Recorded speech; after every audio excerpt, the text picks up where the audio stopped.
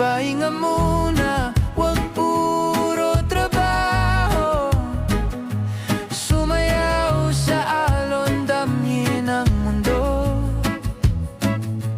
Kalma lang, wag magmadali.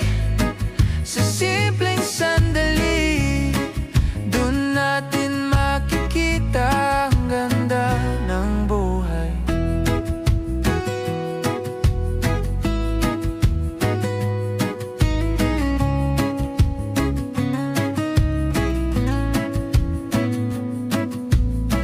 Sa ilalim ng puno, gitara ang kasama.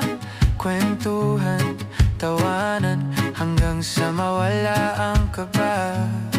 Kalimutan muna ang bigat ng problema dito sa isip.